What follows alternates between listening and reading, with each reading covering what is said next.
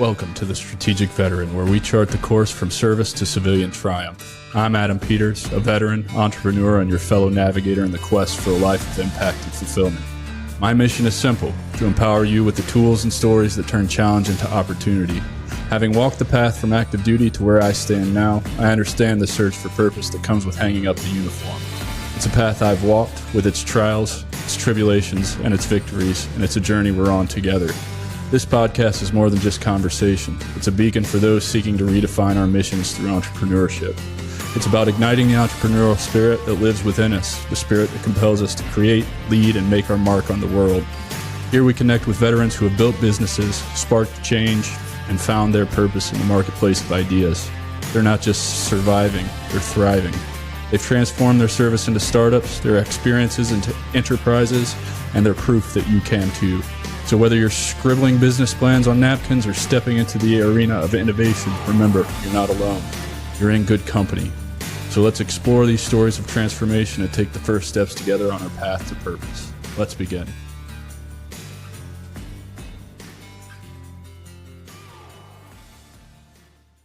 Hey everyone, and welcome back to the Strategic Veteran. I'm your host, Adam Peters, and today we have the pleasure of speaking with Jeremy, I'm going to butcher your last name, Bourgeois, a Marine Corps infantry veteran and successful real estate investor who has built an impressive career in southern Utah. Jeremy's journey is a testament to resilience, hard work, and a relentless pursuit of success. Jeremy served 5 years in the Marine Corps, achieving the rank of corporal. His time in the Marines, particularly his experiences in FAST and the infantry, instilled in him a strong sense of discipline and an unwavering commitment to his goals. After his service, Jeremy transitioned into real estate investing, a path inspired by a hometown buddy and fueled by his desire for adventure and purpose. Starting his real estate career with no business experience, Jeremy faced numerous challenges but overcame adversity. His first major success came with purchasing a Fourplex, which he bought sight unseen while still in the service. This deal turned out to be a highly profitable and set the stage for his future endeavors in real estate. Today, Jeremy runs Scout Peak Home Buyers, a family-owned business in Utah specializing in wholesale real estate, creative finance strategies, flipping houses, and managing rental properties. Jeremy's story is one of overcoming obstacles, seizing opportunities, and building a life based on freedom and integrity. He's traveled extensively, worked tirelessly to grow his business, and continues to seek improvement in all areas of his life. Join us as we delve into Jeremy's remarkable journey, exploring his military service, personal challenges, and ongoing mission to inspire and support others in their entrepreneurial endeavors. So let's dive in and warmly welcome Jeremy, a true embodiment of what it means to be a strategic veteran. Jeremy, brother, thank you so much for being here, dude. I'm so excited to talk to you and put your story out to the internet. Awesome. Well, thanks for having me, Adam. I've been looking forward to this, and I really appreciate you having me on your show. Yeah, brother. Let's jump right in. Let's talk about early life, what that was like for you, kind of where you grew up, and what inspired you to end up in the Marine Corps. Sure. So, early life, I grew up in Connecticut. I was born and raised in a couple different small towns in Connecticut. We moved around a little bit, but nothing fancy. Just kind of a small town vibe out there. And I always kind of wanted to join the military since I was a kid. And my thought was always I wanted to join the army. That was just always at kind of at the forefront of what I wanted to do. I wanted to be like in the action. Something as close to infantry as I could be. And so I went through high school and did that whole thing. And as soon as I got out, I took a semester of college and realized really fast that just wasn't the right path for me. So after my first semester, I'm like, yeah, I'm not getting a whole lot of purpose out of this. So I went and I was actually going to go sign up with the army. And my boss at the time, I was working at like the local food joint in town, and my boss, he was a prior Marine, so you know how that goes. I went and told him I was going to go join the army, and he called me a pussy. So, so I was like, wait a minute. So I'm like, wait a minute. What's going on here? Is it because he started talking about the Marines, and I was like, I don't even really know anything about the Marines. So I started kind of looking into it. I went and talked to a recruiter because now I was interested. now he kind of challenged me, right? So I think because of that, that was the catalyst to me actually joining the Marine Corps instead. But I just had to go prove my boss wrong, So, and so your boss, you just felt this overwhelming desire to prove your boss wrong. I too wanted to be a Marine, and then I found out I couldn't pick my job, so that eliminated that for me. yeah, yeah, yeah.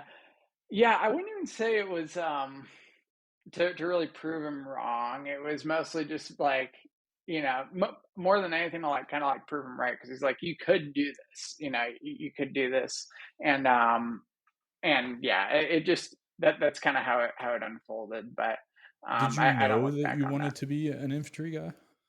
Yeah, yeah. I mean, when I signed up, the way the Marines works, I guess it's probably different with the Army, but you pick like three jobs that you want, and if they'll try to get you those jobs, and if you don't, then then they'll kick you over to something else. But my first one that I wanted was security forces because I was looking into like the fast team and stuff like that, and I was like, well, I really want to do that. That seems pretty cool. And I actually ended up getting that job. So I got lucky, I guess. But my second choice was infantry, anyways, and third choice was tanks. Yeah, that is not how it works in the army. You take the ASVAB, they get your score, and then they give you a list. This is what you're qualified to do. Like my ASVAB score was high enough I could have done literally anything in the army I wanted to do, and I got sold hook, line, and sinker on fast roping out of helicopters. I wanted to be an airborne ranger. Hindsight is 2020. I should have picked a job that would have given me, I don't know, usable experience in the real world. But again, hindsight's 2020. So, um, what did you enjoy most about the Marine Corps? Honestly, just the friends that I made. I made some really great friends there, and like second to none, And I've stayed in touch with some of those friends. Actually, in a couple weeks, I have four of my friends flying out here, and we're having like a reunion. We're going to go on a hiking trip and everything. So I think that's by far, the best part about it, and it's something that I'll kind of still stick with and keep in touch with those friends. Yeah, I would agree to that. I've made some pretty amazing friends, and honestly, sometimes they're temporary friends, right? Because we PCS so much, we deploy so much, we get in, we get out, and they are your best friends in the moment, and then you kind of lose touch with them. I just connected with a buddy that I hadn't seen in 21 years this 2 weekends ago, and it was like we just picked up right where we left off 21 years ago. So it's that I definitely resonates, with what you're saying about. I think that's military wide. I don't think that's just the Corps or the Army, right? Like that has to be military wide. Now, I'm not familiar. What is a fast team? So it's, I guess if you're gonna compare it to anything else, I'd pretty much consider it kind of like the Marine Corps SWAT team. But we'd have certain specialized jobs. So like, we would do stuff like embassy reinforcement. So for example, like the stuff that happened in Benghazi in 2012. If something like that happened now, if there was anything involved in an embassy, they would send in fast Marines to reinforce that embassy. And we did stuff like riot control, close quarters combat, and security operations. That was basically what we were specialized in. And that falls under the security forces. Yeah, yeah, it's one of three. So there's basically three different places that they'll send you if you're in security forces, and one of them's fast. The other one's like where you're basically guarding nuclear facilities, and then the other one is where you're on presidential security. Well, those all sound kind of cool to me. I That's don't why I even, wanted that job. for sure. So how did you end up as an 0311 then? Yeah, so the way it works with that contract is it's interesting with a security force contract in the Marine Corps. You're actually only security forces for half the contract, so you'll spend 2.5 years in your security forces unit, or well, really, you'll spend the first half of your training, and then you get to your unit, so you'll spend 2 years there, and then you'll spend the second half of your contract in an infantry unit. So they'll PCS you over to an infantry battalion. Okay. And I imagine there were some challenges going from the fast team to an infantry unit in the Corps. I know we would get reclasses in the Army, and I've said it several times on this show because it's very true. And talking to some other veterans who from the Army who weren't in the infantry tend to agree with me. The infantry is its own organization within an organization. It is the rules are different, the standards are higher. Is it the same in the Marine Corps? I assume it is. Yeah, yeah, it is. And there's a lot of I think infantry Marines just didn't like the fast Marines or just security force Marines in general who would come into the unit because usually the security force Marines would come in as like corporals. So they get we get faster promotions through that, and we would get jump right into leadership roles, and a lot of the dudes coming from that spot were super hot headed.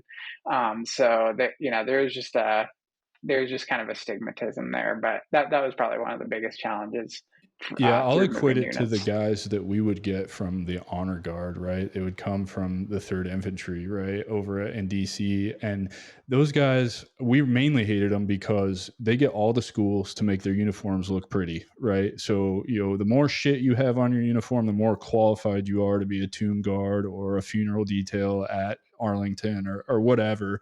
And so a lot of us, particularly I harbored a lot of resentment for those guys because they're getting opportunities to go to schools left and right.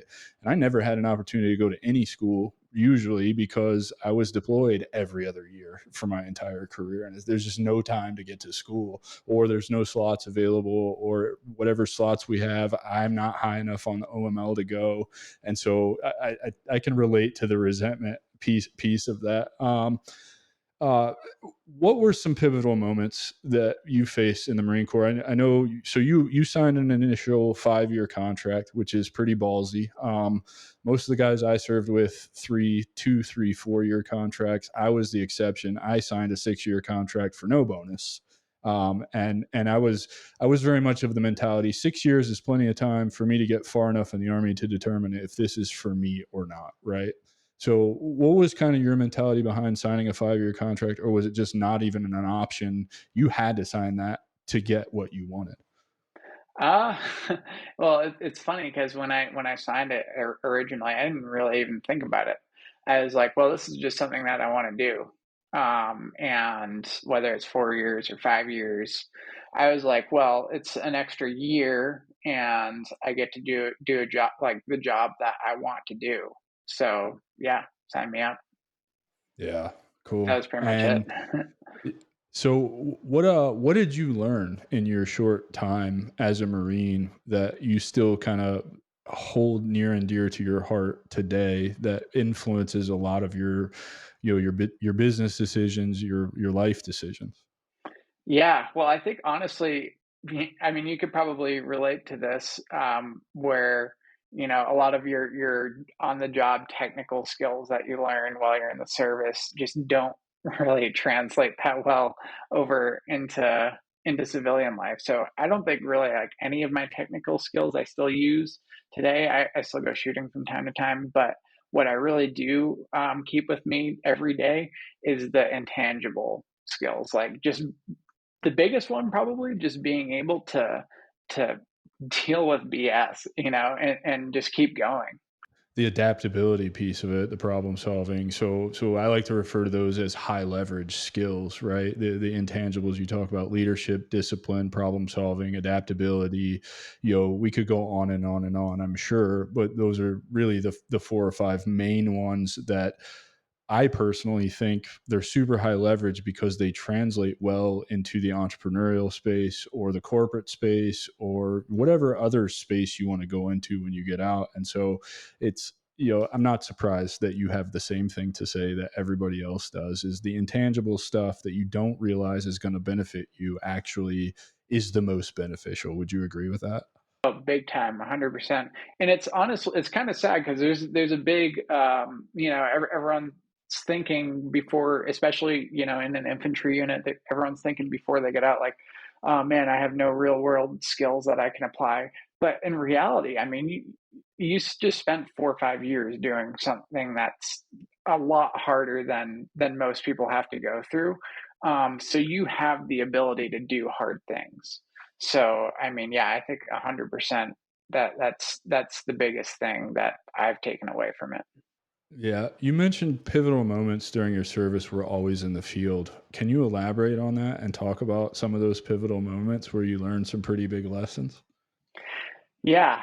Um, well, I just learned, I had several times when just being out in the field on different field ops where they were just always not fun. Mountain warfare training. We were out there for weeks in the snow in the mountains, just completely cold all the time, trudging through snow, or in jungle warfare training. Just wading through swamps and and having all kinds of snakes and spiders all over the place, and it just wasn't a fun time. But what I got from that was that out of that I would have some really good times, like just like small moments and stuff like that with my buddies, where we would just have a great time with it, you know?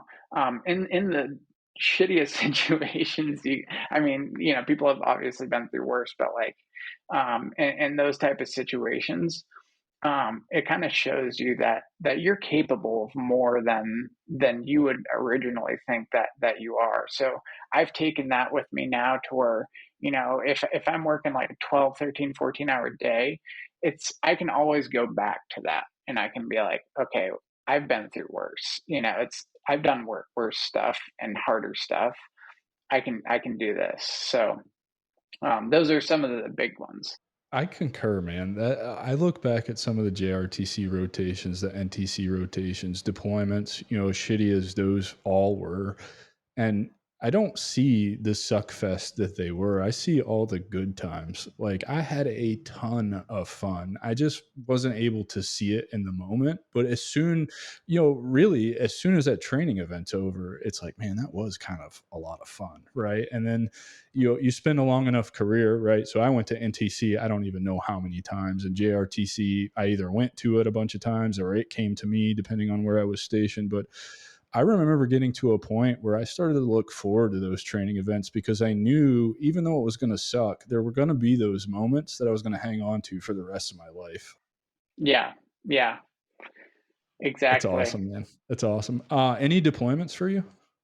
Yeah, no combat deployments. I was in 2015 to 2020, so there wasn't a whole ton happening at that point, which is a good thing. Looking back on it, honestly, at the time, like I wanted to go like get into some action.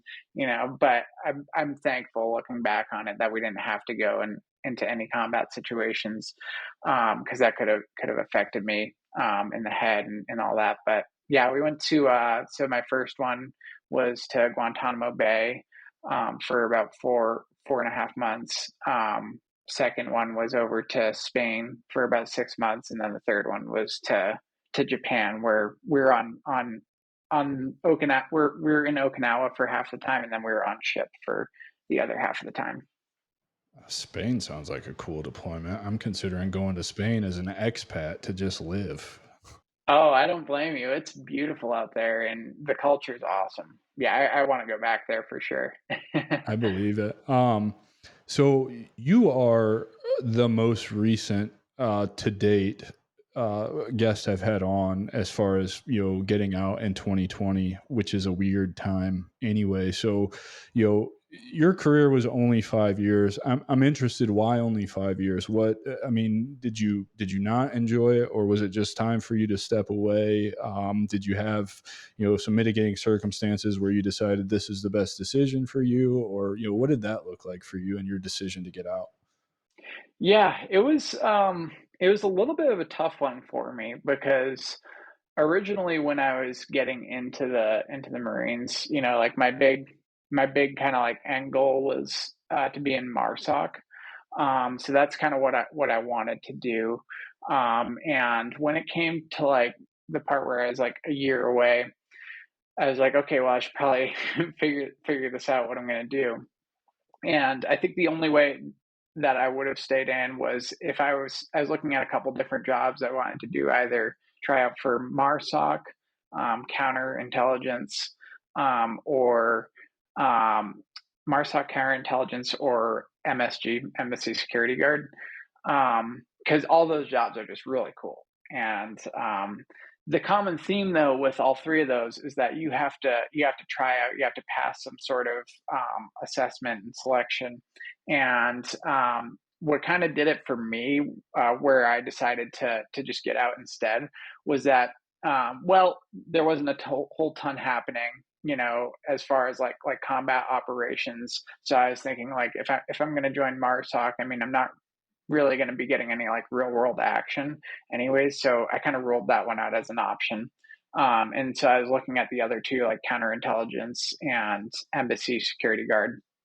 And if you don't make it through the screener on that one, then they just put you right back in an infantry unit, and I would have to reenlist for that. So if I didn't make it through that initial screening, then I would have just done another 4 years in the infantry, which I would not have wanted to do, to be honest.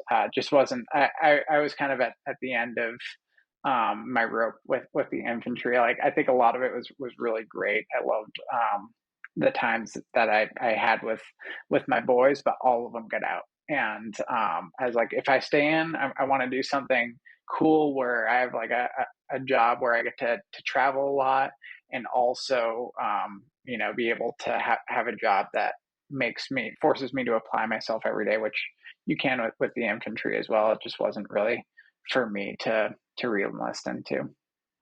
Yeah, I can relate to that, man, because there was a lot of times where I'm like, "Why am I still doing this?" You know? Like, "Why am I still doing this?" Because, my better days were behind me. I wasn't ever gonna be a Green Beret. When I did start training to go to stuff like that, when I finally had time, I found out how broken my body actually was, right?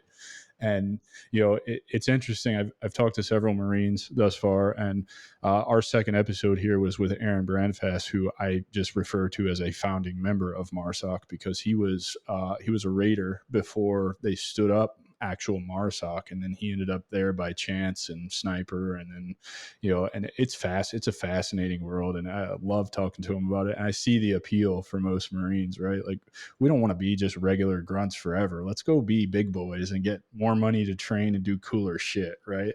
Oh yeah, absolutely. Because I love doing some of the training ops that we did. Where you're doing running CQB ops and stuff like that. Which we didn't do a ton of it in the infantry. So I'm like, well, if I can get a job where we just do that all the time, like we're training and constantly learning new skills and doing high speed type of stuff, it would have been really cool.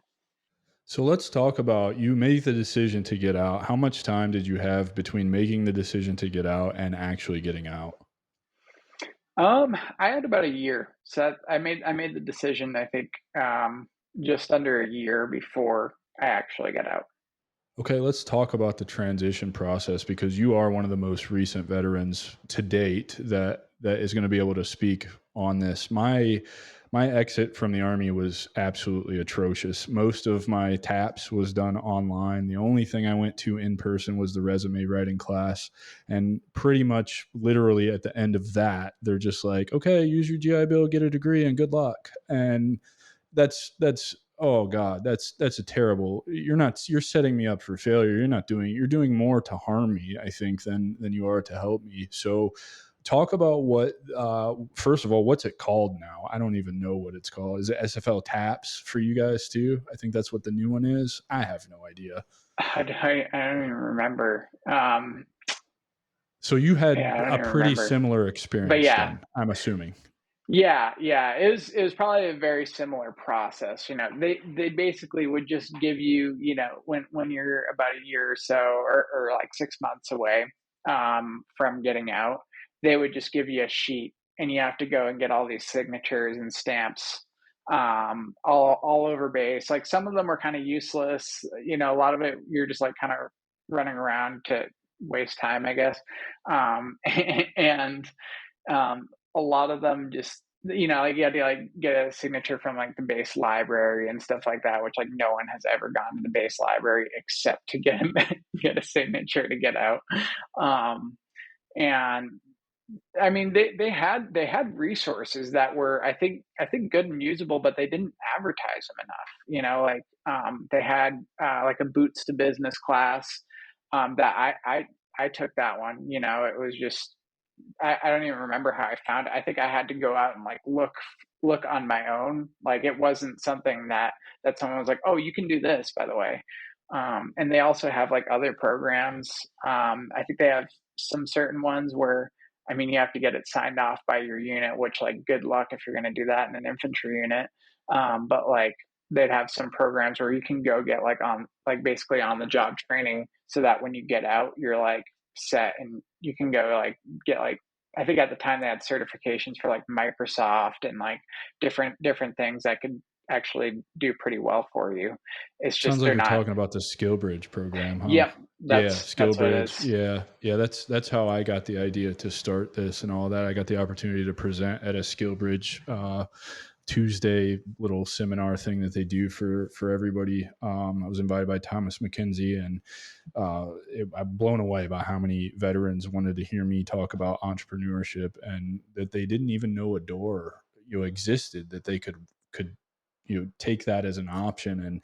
And you're speaking to something that like I've heard from a lot of veterans. There are a ton of resources out there, but with the TAPS program or whatever they call their transition program now, it's they're throwing a bunch of resources at you and not telling you actually how to use them, and they're leaving out some of the quality resources. Like you said, boots to business is a great one.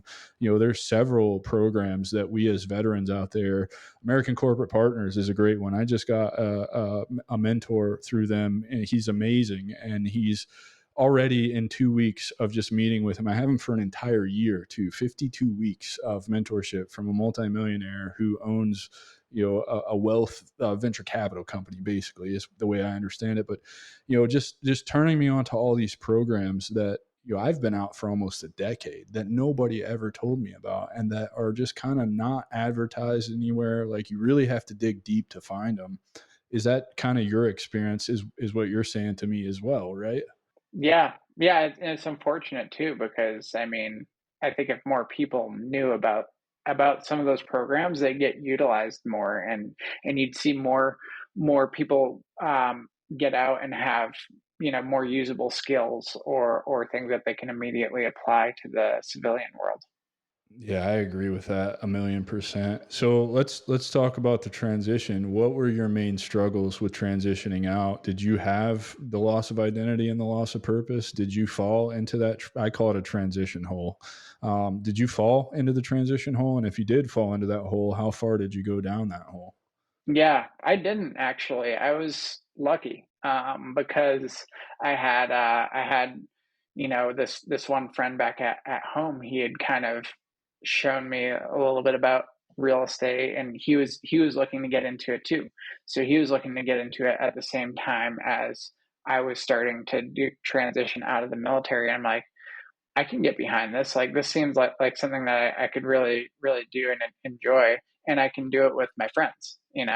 My civilian friends. So it was good for me in that I mean I got out, and as soon as I got out, I went back home, and then we ended up moving in together, and we just started like flipping houses together and doing different stuff like that. So because I was busy, as soon as I got out, like I put my mind to it right away and just got to work.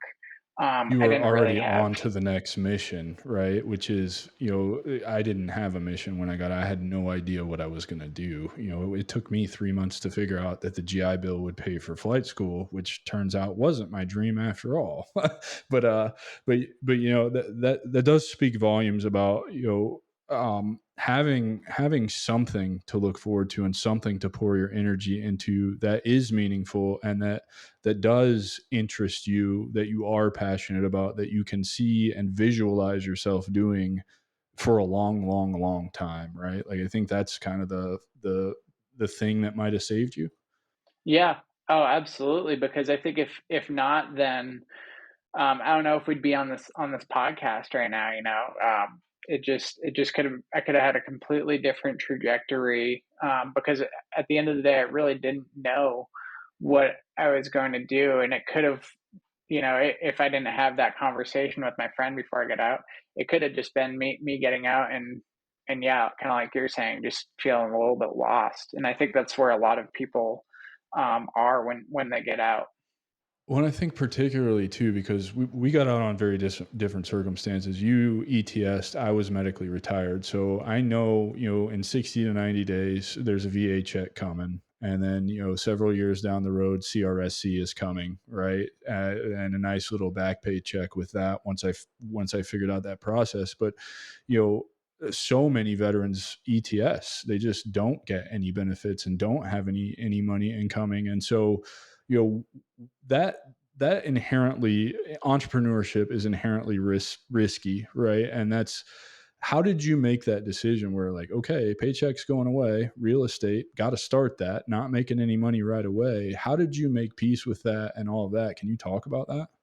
Yeah, so it was all through my preparation, and I think that's for me. It was really important that I made that decision about a year before, because as soon as I made the decision, like this is what I'm going to do, I'm going to get into entrepreneurship. I'm going to build a real estate business and do real estate investing. I was like, well, I'm going to need money to do that. So what I did was just I started saving like every penny. I had a whiteboard in my barracks room where I'd track like every single cent that I spent that day, and like if and that really kept me in line to where I just was not spending a lot of money. So I was saving just about everything I could, and I think I had about 30 grand in the bank by the time I got out. And I also saved a couple months of leave, so I took 60 days of EAS leave once I got out. So I had a cushion of a couple months where I was still getting a pay in. So just doing that initial preparation and understanding that it was going to take some money and a little bit of time, that helped immensely.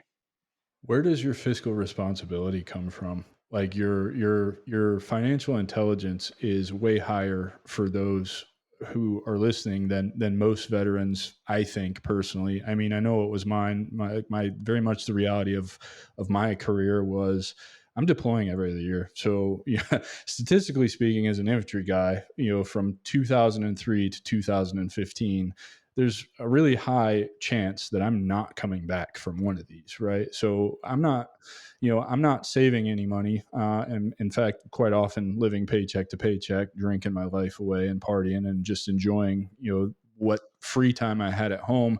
But also, the financial or the fiscal education system in America is awful. It's terrible. I was well into my 30s before I learned how money works and all the different ways that you can build generational wealth and all of that stuff. So talk to us about where you got educated in finances and kind of where that comes from you, because not a lot of people have enough foresight to save 30 grand before they get out and see their terminal leave as 60 days of paycheck for me to get something off the ground and get some kind of income coming in. Yeah, yeah, and to be completely frank with you, before that point, I was not very fiscally responsible either. I mean, I was the very typical story that you hear where I got in, and as soon as I was in, I bought a Mustang with like 12% interest, and just didn't. I had no idea, and it was just so that's where I started, and even up until that point, I mean, I never really spent a ton of money out in town or anything like that. Um, so I guess I had a little bit saved up from that. But once I got to that point where I was like, okay, decision time, it's time to save some money. First of all, I started reading every day. So I started reading and I started listening to podcasts. I listened to Bigger Pockets, which is a real estate podcast, and I listened to it just about every day. So doing stuff like that really helped me, like in that last year, I might have started with like 10 grand or so that I had that I just like hadn't spent, and I'd kind of saved up before then.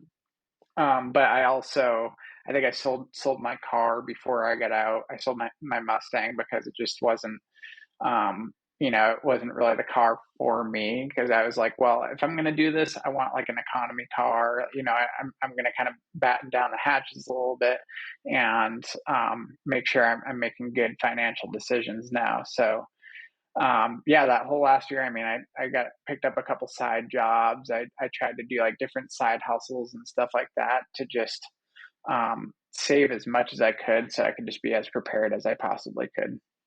Dude, I love that answer because I currently don't own a vehicle. You know, it's me and my wife. She's got her truck because she works outside of the home, and I work here all day, every day, focused on growing and building this, and structured my finances so I don't carry any credit card debt, right? And in fact, I like to play the rewards points game every month.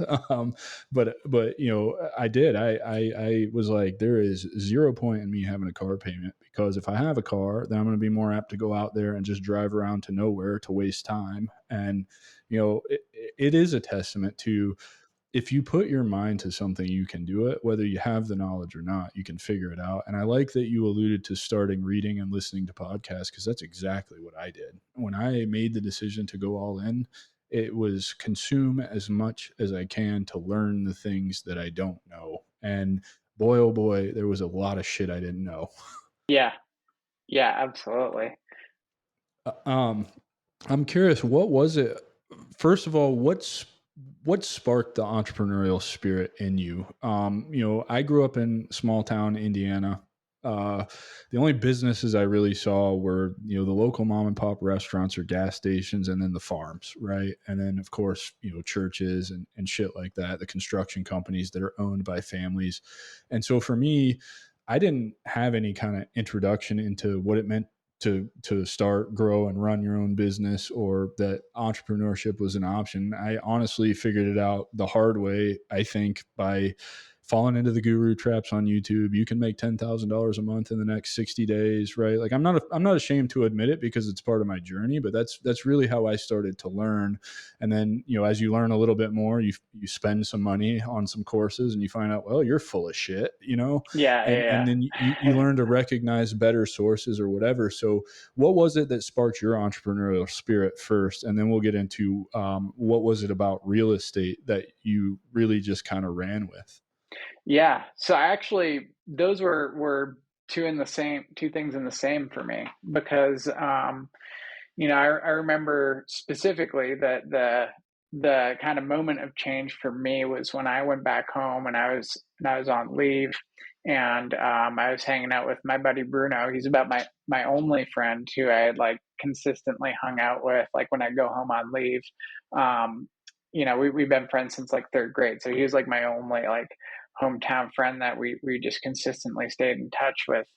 And I got back, and I was just looking for something to be excited about. I'm like, okay, I can be excited about a couple of these different jobs, like in the Marine Corps. That's kind of what I was thinking at the time, like these different things that I could re-enlist into. Like these sound pretty cool.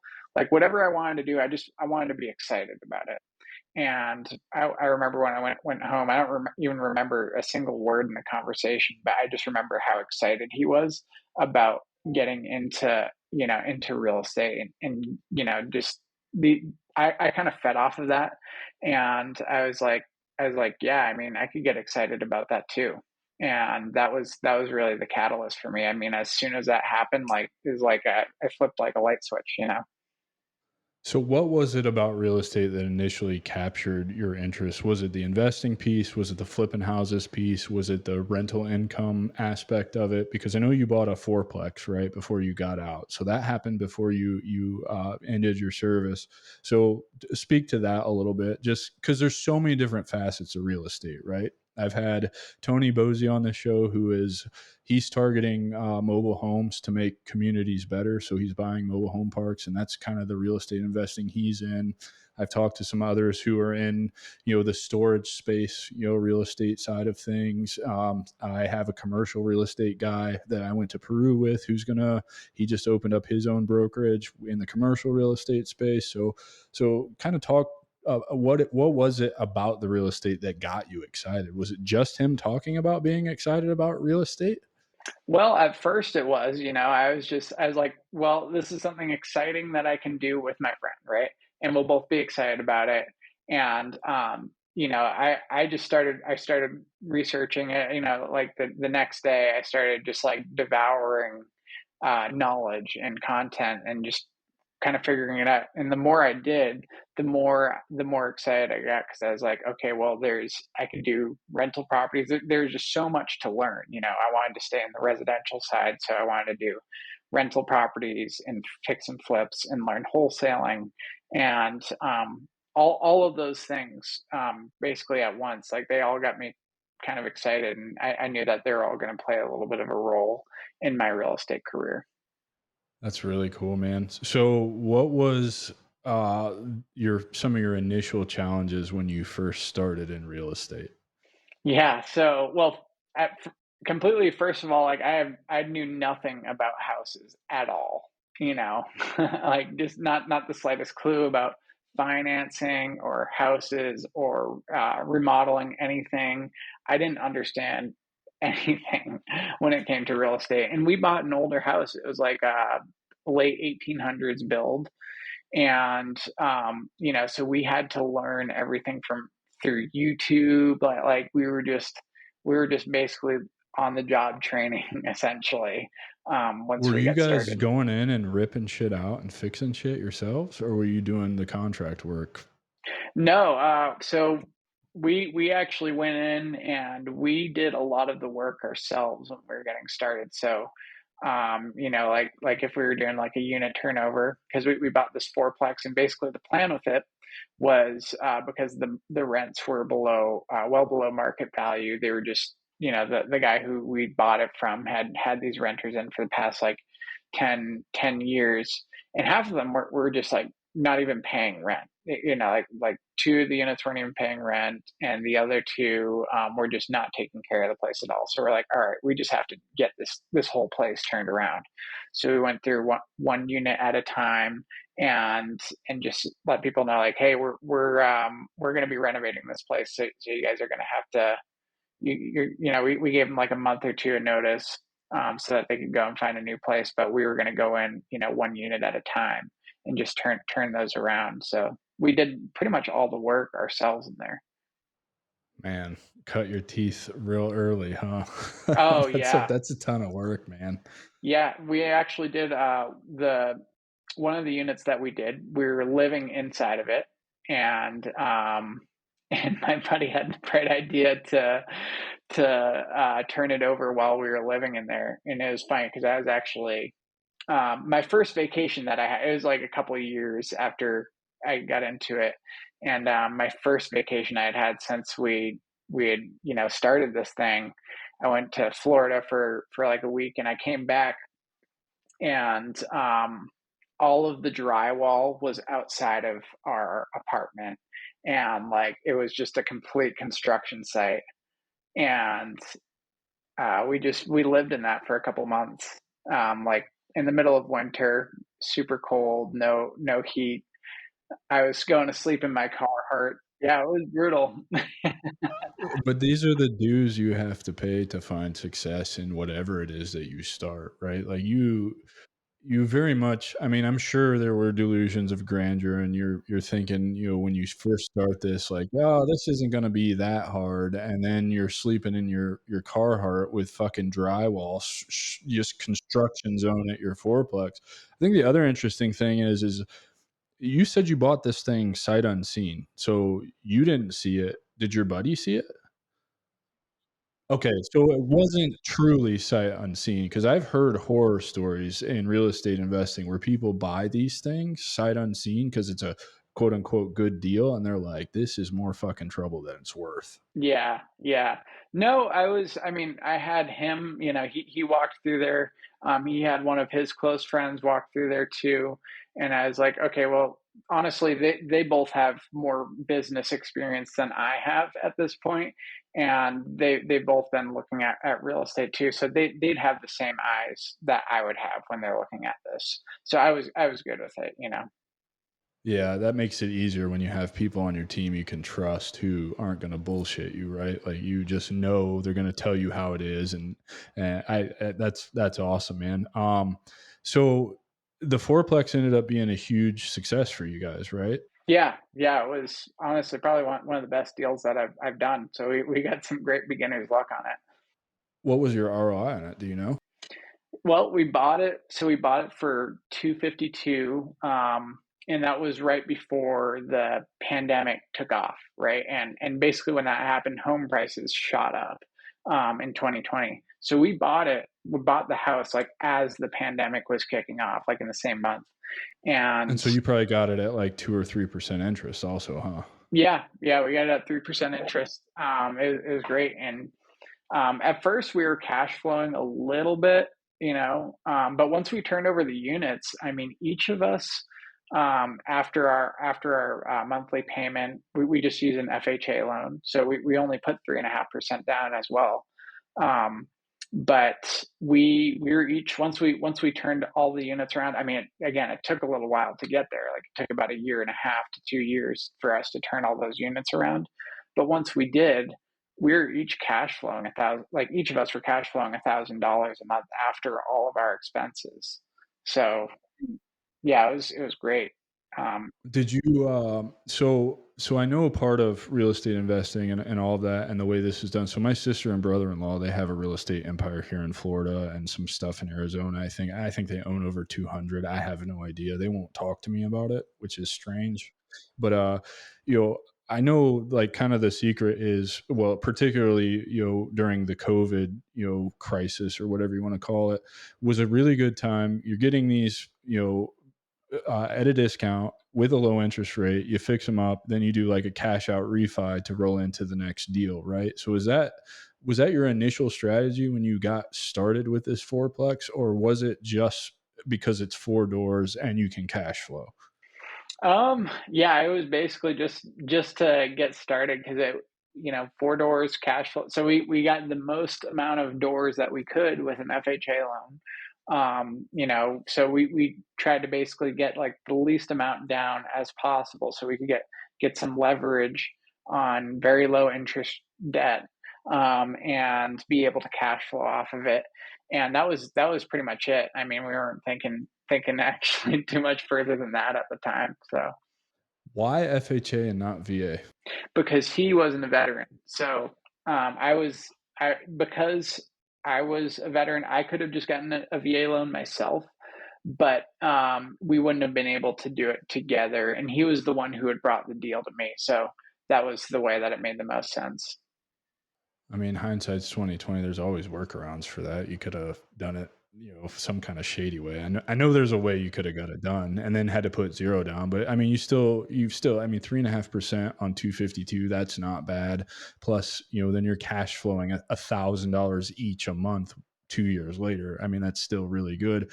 So, did you end up doing a cash out refi to kind of then scale the business and get more stuff going, or like what does that look like? Like, let's just fast forward to you finish the fourplex. You're like, man, this is really cool. This shit's really working. Cause that's kind of where I'm at with my business now. Is it's like, man, like all this shit is like, it's really cool to see it's working. Like it's everything I've been doing is working. How do I do more? You know what I mean? So what were your next steps? Like, what is the next kind of level of education you have to give yourself in order to, see? So by doing the fourplex, you see this is a viable option for you long term. Like, oh yeah, this is possible. It's a lot of hard work. How can we do it better? Do we want to do it again? Let's walk through that kind of process and the evolution of your business. Yeah. Well, first of all, going through those units and doing the renovations and repairs, I learned a ton about remodeling and construction in old houses. And I learned how much of a pain in the ass it can be when you're working with an old house. So, I learned a lot from the just general management side of the renovations. We also learned a whole ton about dealing with tenants and basically how to set up systems so that it's a little bit more automated. Um, in that town, there was no property management. Like there's just no property management. I mean, I moved from Putnam, Connecticut. That's where it was. I'm in Utah now, but um, there was just no property management there, so we did everything ourselves. When something, when something needed to be fixed, either one of us would go in and just fix it, or if it was like plumbing or electrical, we would hire a plumber or electrician. So there is that side of things. We also learned more about the financing side of things and how that initial, you know, kind of some of the initial hoops that you have to jump through, especially when you're going through some of those government-backed loans. Um, so we went through all of that, and I've been able to apply that to other transactions that I've done since then, which is great. That's awesome, man. So, what did you learn about the financing piece? Because, man, I bought a house. I bought my first house when I was 21 in 2006. So you know what's coming next, right? I lost my ass on that house, and it cost me a bankruptcy because I was one of the victims of the bad loans. Not knowing, they should have never given me a loan at 21 years old. My credit was shit. It was awful. And, it was really like, so I didn't buy another house until last year. So we closed on our house here in Florida in September.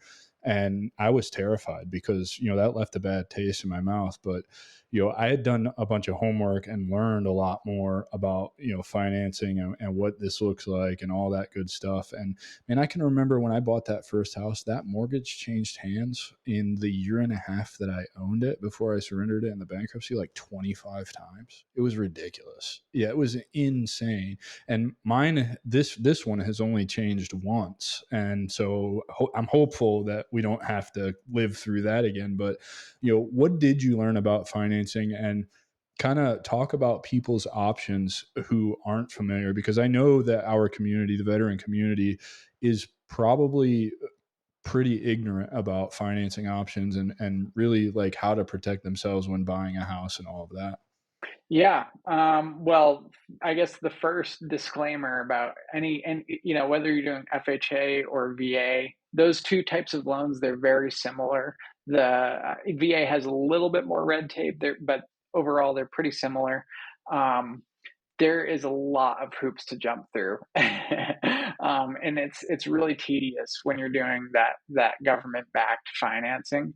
The more the less money you put down, the more paperwork you have to go through. So whether that's FHA or VA, once you start going into higher like conventional loans, it's a little bit easier. There's less paperwork involved, and they care less about your situation because you're putting more money down. So you're basically taking risk away from your lender by putting more capital down. And I do hard money loans now as well, where those are about as easy as can be. I'll just send them over the address, and I built up a relationship with my lender where it's like I'll send them the address, I'll send them the numbers on the deal, and they'll approve it, and they'll be ready to close in like 3-4 days. So the types of loans, there's a lot of different types of loans. Again, those are very high interest loans or short term loans, typically only for 6 months or a year. But if you're looking for something that you're planning on holding, you could buy it originally with like a hard money loan and then refinance. That's an option into like a conventional loan. But typically, for people who are getting into it, I would recommend just going with like an FHA or a VA loan. And by the way, for veterans too, you can have both. You can have an FHA loan and a VA loan active at the same time. Now you have to live in one of those properties for a year first, so you can't just go, do both at the same time. But you can have both, and that gives you two properties where you can put down 3.5% or less to get into real estate. And as soon as you buy into real estate, I mean, you're buying into an appreciation game. As long as you're not buying in a really bad area, then your house is going to appreciate over time. I mean, I bought my primary house last year, and it's appreciated more than we've made in payments. So Yeah, same here. I have a really great lender who his monthly newsletter has some kind of algorithmic calculator where but I think we've gained almost 20 grand in equity in less than a year, which is insane to me. It's insane to me. Yep, but that's how real estate is. I mean, so even if you're buying a property that's not cash flowing, if you're buying your primary residence and you plan on staying there for a little while, I mean, if you can, then why not buy instead of rent? Because then you're building up, you're investing, instead of just, um, your rent payments are basically 100% interest. But even if you're paying interest on a house that you buy, you're both paying down the loan, but you're also building up a lot of appreciation over time. Yeah, for sure. I didn't know you could have an FHA loan and a VA loan at the same time. So September is coming real quick. There might be an opportunity there for me to go and find a three or a fourplex and start cash flowing a property. Yep. Yeah, you just have to live in, so the whatever the first one is, you just have to live in that one for a year. I think each of those basically stipulates if you're getting into a VA loan, you have to intend on living in the property for at least a year. And but then after that year's up, you can go and turn it into a rental property and go buy another house. Again, it's a little bit more challenging because your debt to income might be a little bit tougher to get around at the bank for financing. But if you can do it, then yeah, why not? So let's talk about the significant life event that took you to Utah. You met your wife, right? And you left Connecticut to go out to Utah, and that's where your business is now located. Are you still doing this with your buddy? No, no, actually, we were doing a lot of stuff when I was back in Connecticut, but just because he's back in Connecticut, I'm out here. We're still both doing real estate, and we still both talk all the time, but we're not really in the same market, so we're not doing the same stuff together. And we actually sold that fourplex that we had together last year as well, just because I was here, he was there, and we got a really great offer for it. So we sold that one, and now I'm exclusively running my business out here, and he's running his out there. So how was that when you decided to leave Connecticut and go start your own business by yourself? Because I imagine that there's some challenges that come with that, whether that be just regular entrepreneurial challenges or just mental challenges. Because this is your buddy, right? Like this is a guy who he was going through it with you. He's just as leveraged as you are, right? He's got as much interest in it, and now it's all on you. So talk to us about that. Yeah. So I mean, it was similar, I guess, to me making that decision to get out of the Marines and go into entrepreneurship. It was another really big change. I didn't know anyone in Utah. I didn't know a single person out here. I just really liked it. Like I came out here and decided, right after I came out here that this is the place that I wanted to move to. But I had already known even before I got out of the Marines. I knew that Connecticut was going to be a temporary spot for me where I was going to learn the ropes with real estate with my friends. Like we were just going to learn it together.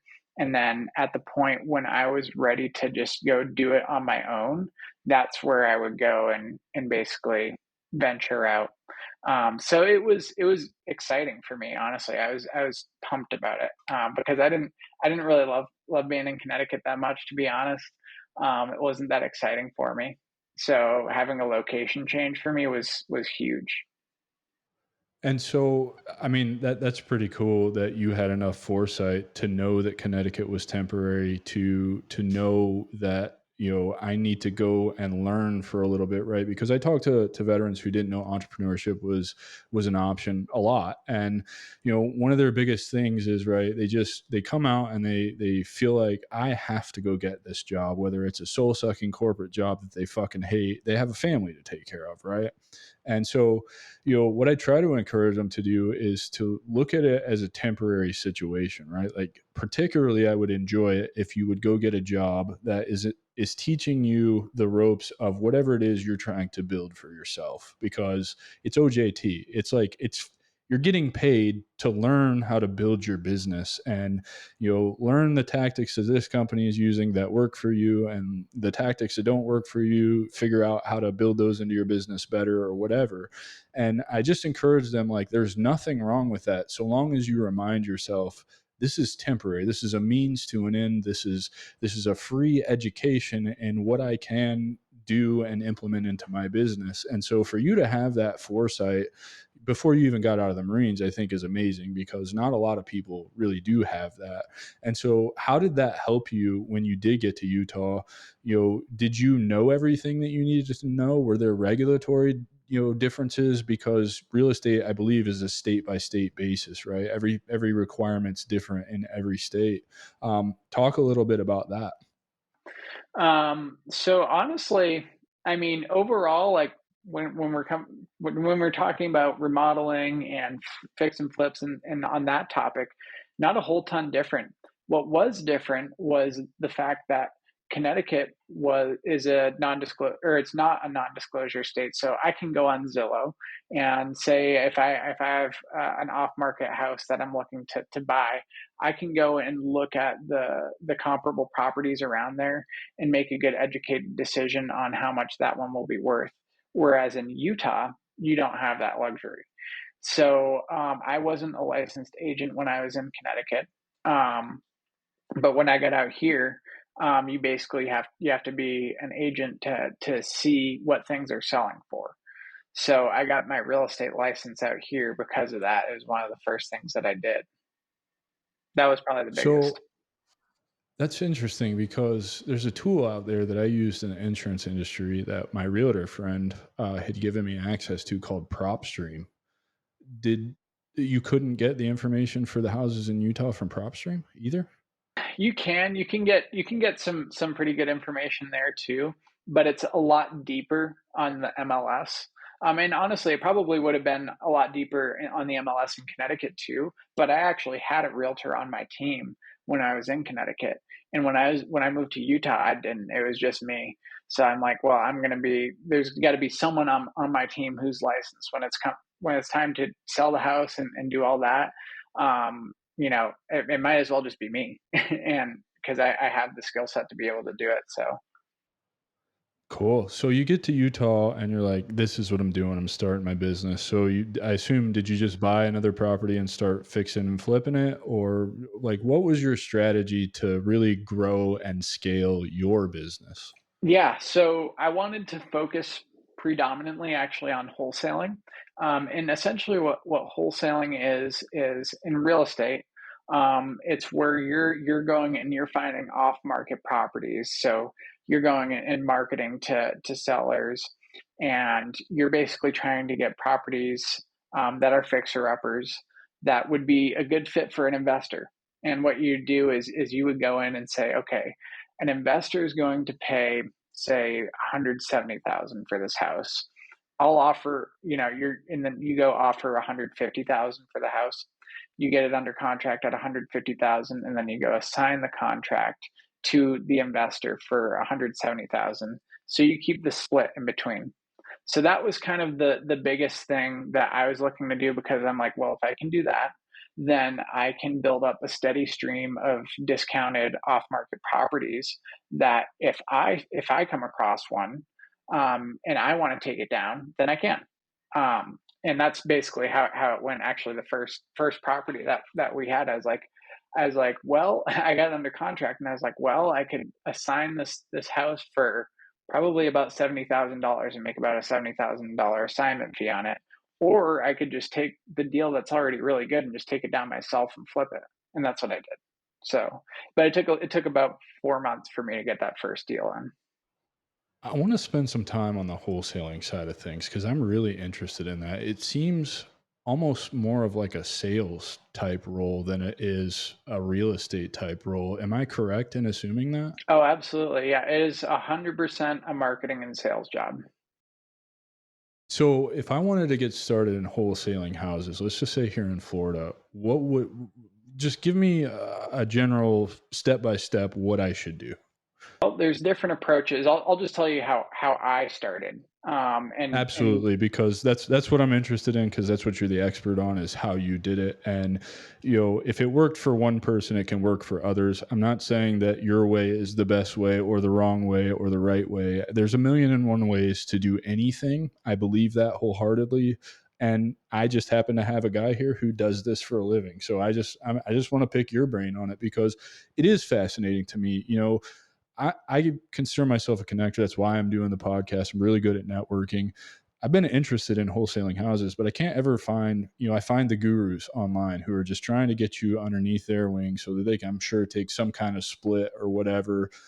Whereas I know that there's a way where I could get into this and have pretty immediate success, because, I spent 6 or 7 months in the final expense door knocking insurance sales role. If I can do that, I can go wholesale fucking houses. Oh yeah, you can.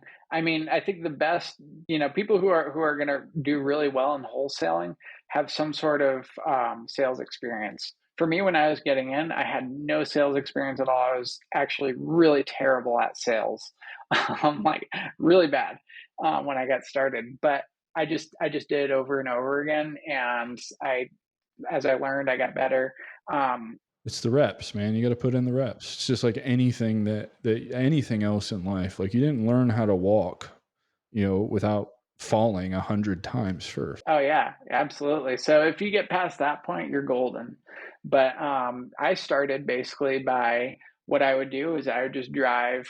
I would spend days just driving around my neighborhood, community, city, and writing down the addresses of houses that were fixer uppers, ones that just needed a ton of work. They looked like they were in distress, and This is the metric for a fixer upper is like it you just look at it and you can tell. Is that what I'm to understand? Or do you do a little bit deeper dive and there are certain metrics that it needs to meet? yeah, so now I would just, I'd be able to spot it off the rip. But usually, what things that I'd look for is you're just looking for the worst house on the street. And if that house has boarded up windows, if it has like super overgrown landscaping, hasn't been cut in months, it looks like there's no one who's living there. Just generally in disrepair, the roof is in really rough shape, things falling off the side of the house, mailbox overflowing. You might even see like a red piece of paper stamped on the door. Those are all like really great indicators of houses that would be a good target for wholesale type deals. Okay. And so from there you would write down all these addresses and then I assume there's some kind of due diligence that has to be done to do like an ARV or something like that. Yeah. So the next step is basically we'd take that list, and then we would go and essentially find the address of the owner. So we had different list providers. I think we used PropStream at one point to do that. That's a And cool tool, man. it That is. that tool is really freaking cool. It is. It's a great tool. And we'd use stuff like that to basically find the mailing address of whoever owned that house.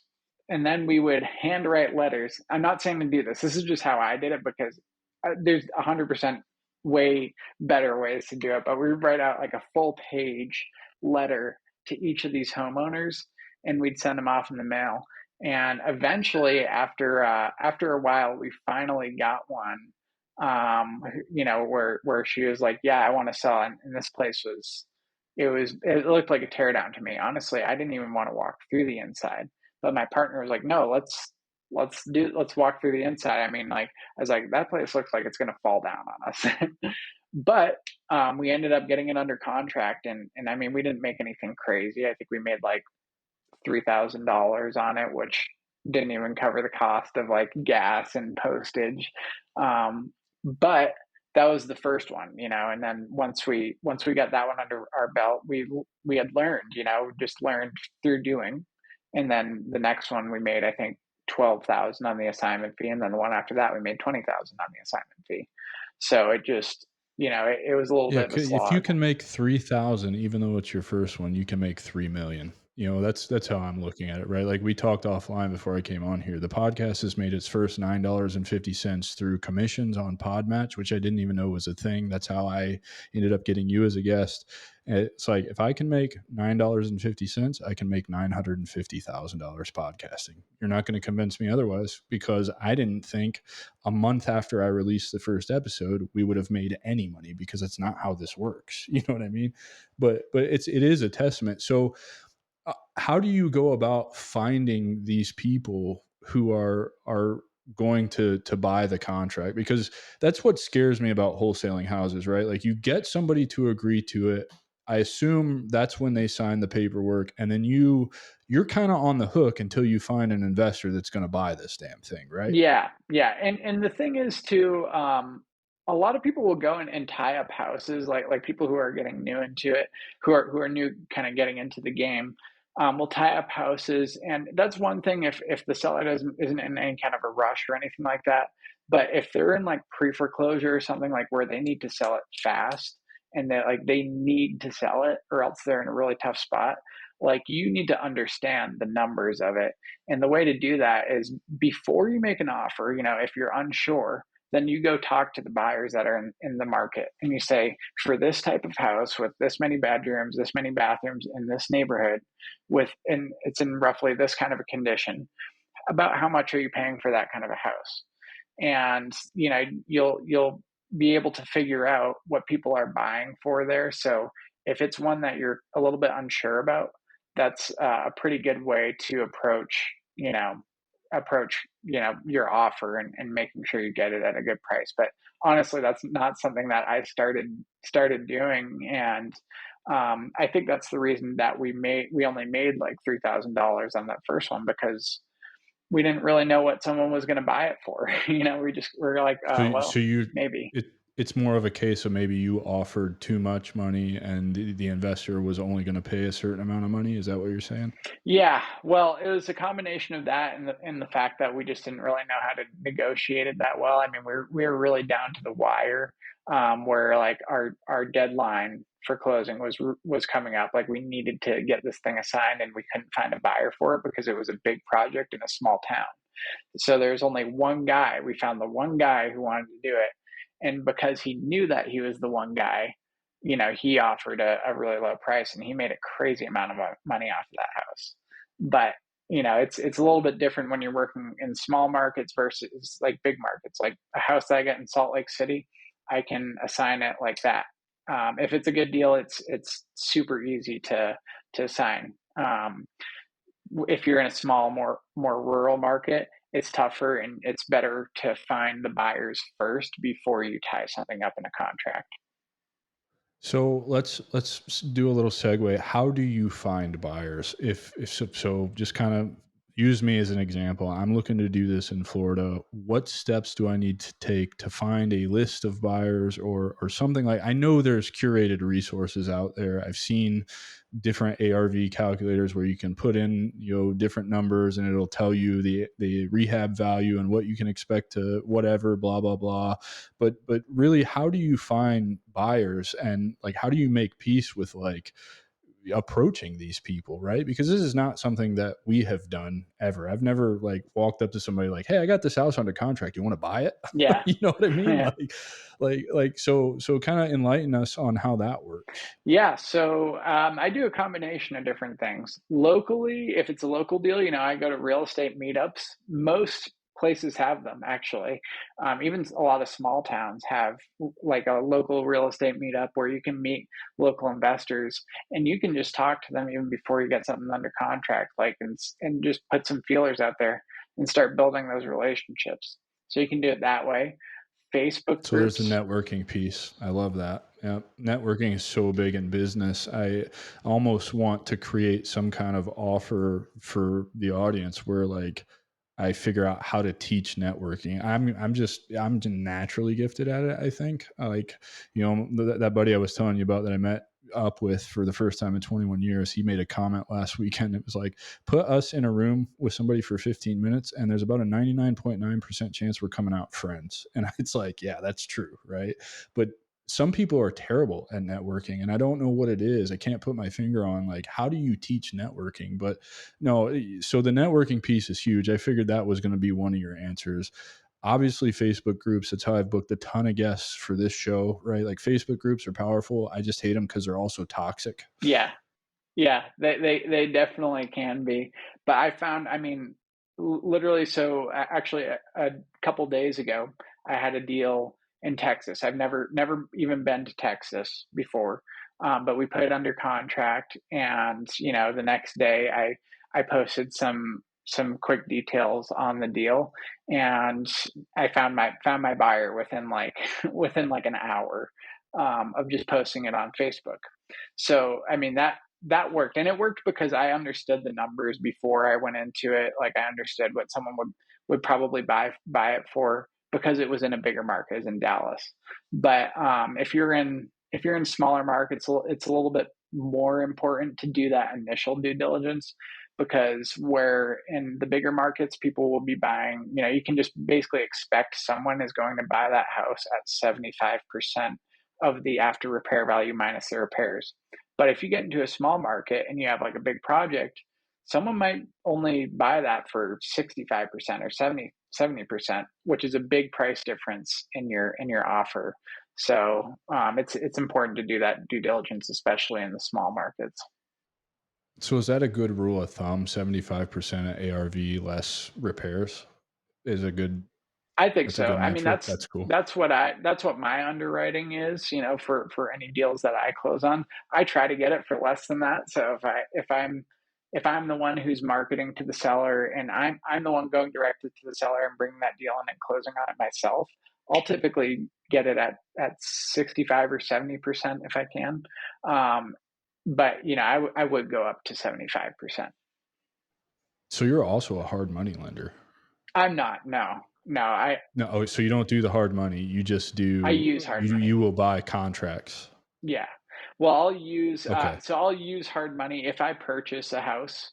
Then I'll go out and I have a hard money lender who I'll say, hey, I have this deal, and I have a really good relationship worked up with him. So he's always ready to go if I do have something.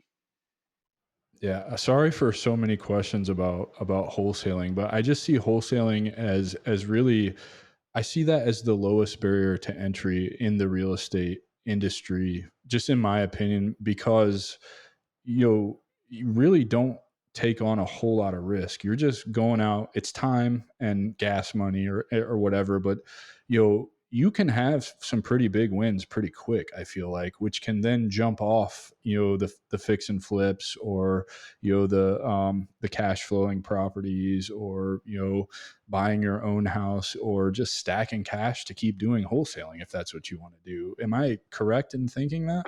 Yeah, absolutely. And I think, experiences will vary too. Like it took me a little while to get into it. And honestly, for me to actually make some money from it, it took me a while because I had no sales experience whatsoever when I was getting into this thing. So I had a big learning curve. Luckily, my partners, they both were salespeople. So I had some mentors along the way who kind of taught me the ropes in that regard. But I haven't really seen a ton of success in my business up until like the past couple of years, because the first couple were just basically eating glass and trying to figure it out. Figuring shit out. Yep. That's 2 to 5 years is what I tell people. If you want to build anything meaningful that's going to replace, a full-time income, you need to delay gratification for 2 to 5 years. Period. End of story. I don't care what it is you're trying to build, and experiences will vary. Obviously, it could be longer, could be shorter. I say the shorter ones are the outliers. You get lucky every now and again, but if you can get yourself into that mindset of 2 to 4 years, I just have to work my ass off for nothing, basically, like you said, chewing glass. uh Wait until about year 3 and see what really happens, you know what I mean? Yeah, it's 100% worth it once you get there, because once you do, I mean, you have the freedom to choose how you want to spend your time.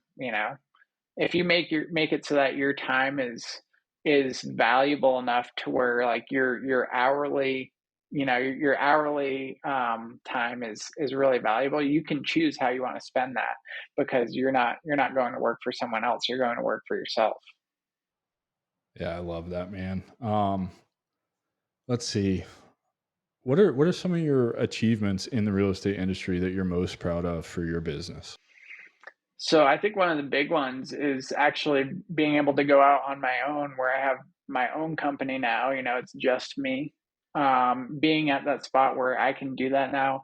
And I think also that which goes right along with that is the ability to show people how to do it. Because, it was a lot different when I was 3, 4 years ago, and I was the new guy getting into it, and I didn't really understand what was going on at all. I just had a lot of questions and not a lot of value to provide. But now I can actually go out and kind of show people how to do this thing. And, for me, being able to provide that kind of value is great. Is that another income stream for you? Is teaching people how to do this? Yes and no. Yes, because I actually have one guy who we've been working together for like the past month. He's been trying to get into wholesaling, and we actually have our first deal closing together next week, which is way faster of a learning curve than I experienced. When I was first getting in. But he found the deal and he just didn't understand how to do it. So I'm like, okay, well, let's just do it together. So he basically brought the lead in, and I closed it and found the buyer and showed him the ropes the whole way, and we're just going to split it. So, but it's not really a main income stream or anything for me. It's just when it happens, and I'm cool with it. But I don't want to be like one of those gurus or anything like that. I'd rather just be someone who can help out where I can. Yeah, I wasn't really trying to allude that you should be a guru, but like just the way you talk about, you could tell you're passionate about this. And I got more from you in the last 20 minutes of talking about wholesaling than any of the gurus and their marketing schemes that are going on. And I get it. I understand what they're doing. They're earning a living too. They probably are really, really good at wholesaling. I'm not taking that away from them. What I'm taking away from them is they're just trying to make more money by teaching other people how to do it, and probably, I think, holding back on a little bit of the necessary information to be successful in it. And that's what I hate, right? Like, in anything that I do, I try to be as transparent as possible. If you book a 1 hour discovery call with me for an hour of coaching, or to talk about ideas for how you can do better in your business, if I don't know, I just tell you straight up, like, I don't have all the answers. I will do my best to find you the answer, and I'm almost 100% sure I can connect you with somebody in my network that does have the answer, and that's enough for me. Helping people improve their situation in life is the reward to me. The money that comes from that later on will just be a bonus. It's just a byproduct of being a decent human. And I can tell that about you, right? You don't want to be a guru, but also, like, you know, I think you'd be surprised how many people would pay you a little bit of money to learn how to do that. I would be one of them for sure, because just the value you gave me in the last 20 minutes tells me everything I need to know. You're giving a testimonial of a guy that you just worked with for the last month who found a deal, and you just helped him close it and show him the ropes, and that's way faster than you did it. And I think that's the power, right? Like, that's why you would be good at this, is because you've admitted it's not a main income stream for you. It's just something that you enjoy doing, and you want to teach other people how to do it. Yeah, yeah, and it's cool because, he can go, once this deal's closed, like, he'll understand now, like, "Okay, this is the paperwork that I need to use. This is how I run the numbers," because we looked at before we closed this deal, we probably looked at, like, 20 other deals. So he understands how to run the numbers, he understands the paperwork, and, he understands the communication between the buyer and the seller. So now he can go out and do that on his own afterwards and just keep the whole thing for himself on the next time. I love it, man. So looking forward, what are your major goals for your company and expanding your real estate portfolio and all of that? Yeah, so actually right now we're in the process of expanding, not nationwide, but outside of the state of Utah.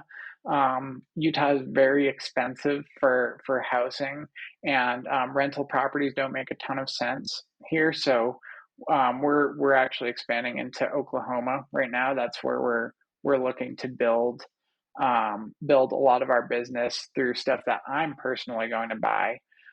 We're still doing business here in Utah, but stuff that we're doing here is more like fix and flips and wholesales. Whereas in some of these lower ticket markets, I'd probably be looking more to buy and hold rentals there, because the cost to entry is a little bit less. And as long as the market's good, it's a good appreciating market, you'll still get the benefits of appreciation, but you won't be losing $500 a month or so, to buy an investment property. So that's one of the things that we're looking at, and we're also looking at, eventually out here in Utah getting into some land development as well. But that's more of a long Ah, that was term. my next question. That was my next question. I'm fascinated with development. I've never understood like how do you become a developer? What is and I've never met anybody who can really give me a clear answer. So talk about the development piece of it. What interests you about it and why do you want to do it and how do you go about getting into that? Yeah, well, when I was looking at Utah and moving out here, one of my main things that I saw was there's a ton of development going on out here, and specifically here where I am, I'm in St. George. It's a relatively new city, and it's growing at an insane rate. If I go look out my window, I can see 5 houses under construction right now, and it's just growing everywhere in the city. So development's a really big thing in this kind of an area and in a lot of markets around the US. So I knew before I came out here, like that's probably something that I should look into. And honestly, it'd be really cool to do that. But I actually one of the first things that I did was I went to a local real estate meetup and I met a developer there. And I was like, well, I'd just love to learn how to make this work. Like, if you can just show me some stuff, I'll just go work for you for free for a while, just so I can learn a bit.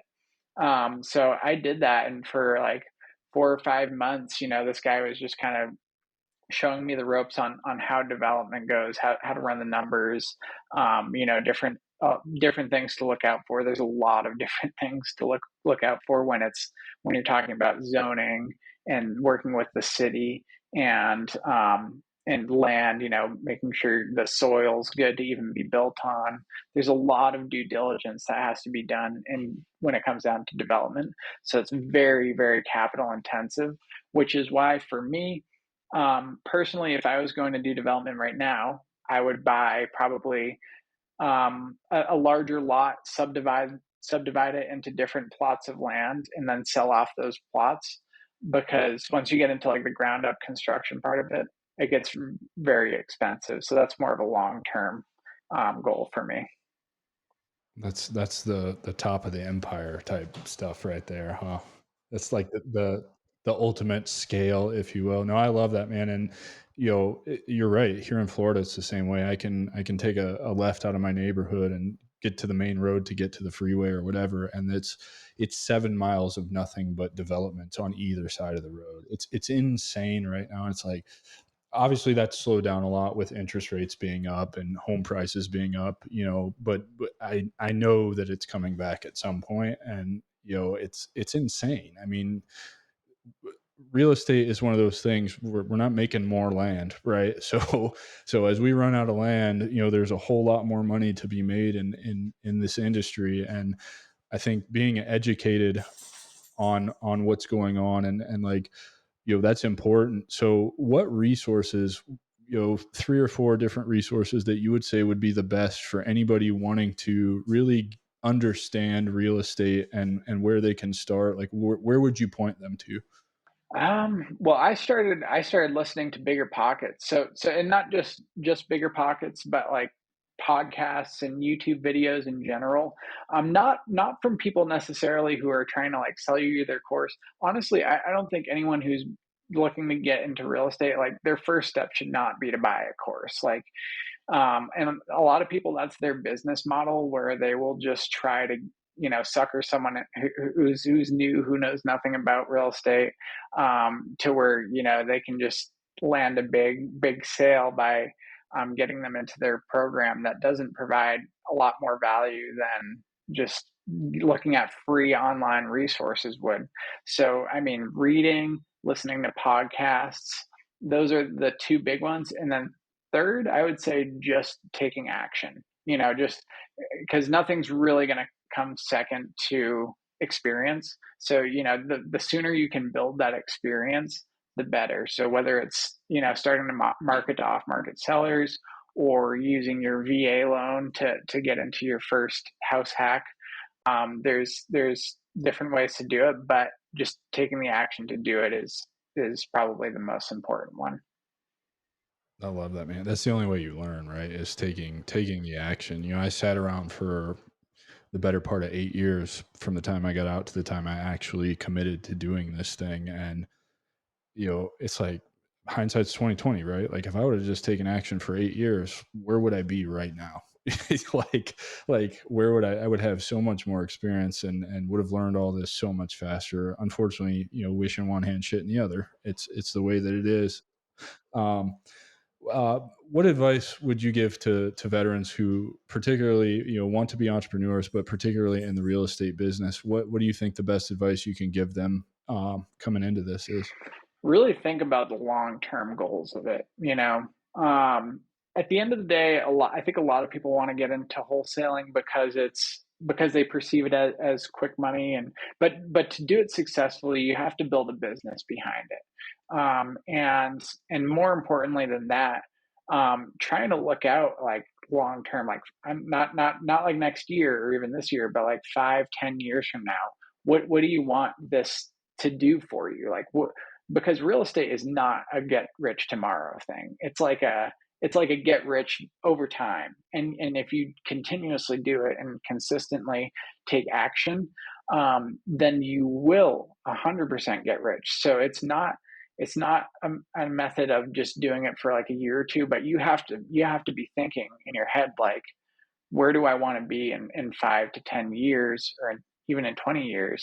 Like, what does that look like for me? And just kind of visualize. I mean, that's made all the difference for me, is just visualizing in my mind where I'm going to be. And then once you have that, then you just reverse engineer it and figure out, okay, if I'm going to have this house at this place, this is what my day is going to be spent doing. How do I get there? And then just work it backwards. So I think long-term visualization and planning is huge. That's how I started. I started with the end in mind. Where do I want to be? And then work backwards from there. How do I get there? And I hear, that's definitely not the approach for everyone. I've had people on the show who that won't work for. They don't think like you and I do. But yeah, I've had people who think like you and I do, who have echoed the same sentiment. And I think, that's important. Um,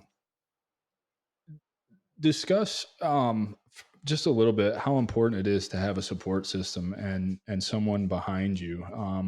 Your wife is very much involved in your business, correct? Yeah, yeah. Any big decision that I make, like she's not super involved. I mean, she has a full time job. She works remote, and it's great because her office is right next door to mine. But so she does that, but she also, like, I run any big decision by her, and it's huge because she's on my team, and so we're always making decisions that's for the best for both of us, and we're able to take two completely different perspectives on it and put our heads together. I think it's huge. And before that, I had a couple partners, and we did the same thing where we just bounced different ideas off of each other. And I think without that, I probably could have ended up in some pretty tough situations, where I just might not have made the best decision by doing it on my own. So yeah. Yeah, for sure. No, I echo that as well. There's it sounds like your wife is very much, she keeps you in check, but she's also your accountability partner, right? I have an accountability partner also. My wife keeps me in check. I try to, just share with her everything that's going on in the business on a day to day, because she has valid ideas from time to time. Even though I don't think she's super interested in, in business, but she's interested in my success, which is that's paramount when you're doing anything, to surround yourself with people who are interested in your success. Um, how can everybody get in touch with you, find you, learn more about Scout Peak Home Buyers, and if they wanted to reach out for some coaching or something like that, if that's even an option, how can they find you? Yeah, yeah. So they could just shoot me a call or a text, at 435-236-0689. That's the easiest and best way to reach me. But if you want to find my Facebook, I'm just Jeremy Bourgeois, as you can see in the name right there. And Utah underscore home buyer on Instagram. That's my handle. So you can find me in any of those places. I'm pretty responsive in pretty much all of them. So anyone who wants to reach out can reach out in any of those ways. Awesome, man. Any final thoughts for the listeners? Um, yeah, just whatever it is that you're thinking of doing, and whatever's holding you back, just take the action and do it. Just take the first step, and you probably won't understand what the second step needs to be, but once you take that first step, you'll understand better what that second step needs to be. So analysis paralysis is this thing, so reduce that as much as you can and just take some action. I love it, man. Ladies and gentlemen, Jeremy Bourgeois, thank you so much for being here, brother. Thank you for your time and the education, the most in-depth education on real estate I've had. I really appreciate it. For those of you listening, don't forget to like, subscribe, review, share this with everybody you know. Try to get this in front of 1 million veterans by May 9th of 2025, the day I turn 40. I know it's a lofty goal, but I know with your support and our community, we can get there. Ladies and gentlemen, Jeremy Bourgeois, thanks, brother. Thank you so much for being here. I really appreciate it. Appreciate it, Adam. Thanks for your time. Of course, brother.